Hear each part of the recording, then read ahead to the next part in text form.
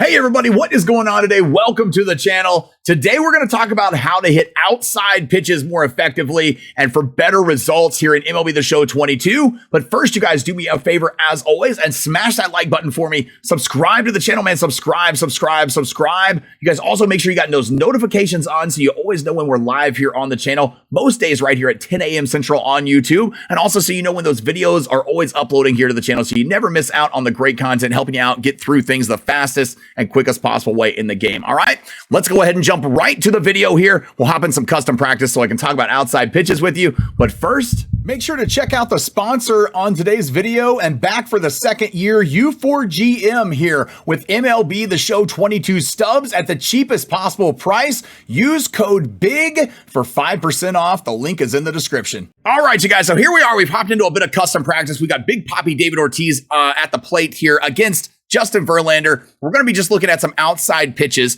And if you guys watched yesterday's video and saw it, and I recommend that you do, about how to hit inside pitches better, we were focused more on sliders, cutters, kind of that two-seamer, slurve kind of ideal pitch that they're bringing in and trying to jam you with. This one here for outside pitches, we're going to be more focused on like that two-seamer, four-seamer, change up away. You'll have some people pop cutters away and sliders away too sometimes, but that change up away is going to be ideal really, and fastballs away too. So that's what we're kind of looking at.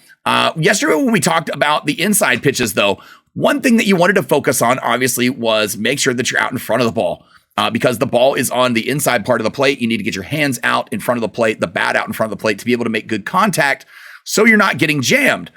On a outside pitch, and I'm talking here so we're not hitting them that well, but on these outside pitches, what you want to do is you want to swing a little bit later in the zone. We want to wait for the ball to get back just a little bit. Ideally, you want to hit the ball to the left side, or the late side, excuse me, not the pull side, but the other side, the opposite side of the field of second base. That's where you want to do it. So we're hitting all these balls that direction. I'm getting some foul right now, obviously.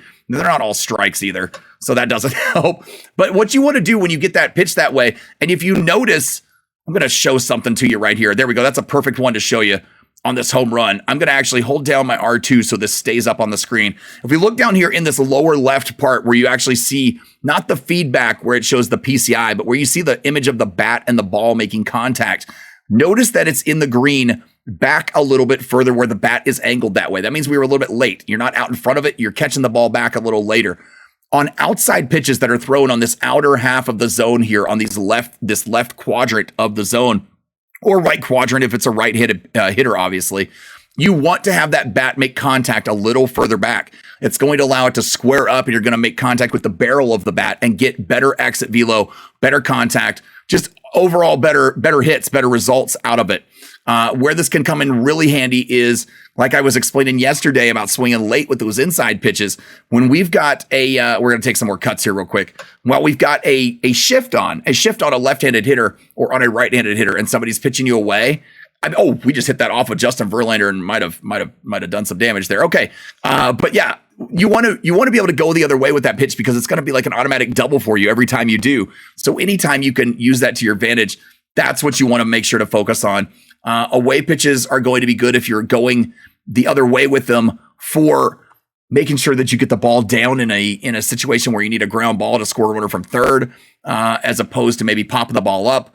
One thing you want to make sure you're not going to do though is swing too early on an outside pitch. If you swing too early on that outside pitch, a lot of times in this game, it can be a home run, I guess, too, sometimes, right? But more often than not, it's going to roll over and you're going to hit it a little bit as a weak ground ball to the right side, usually to the second baseman or the first baseman, because you're so far out in front of it.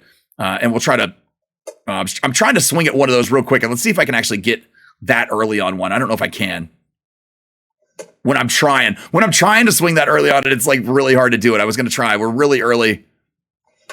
There we go.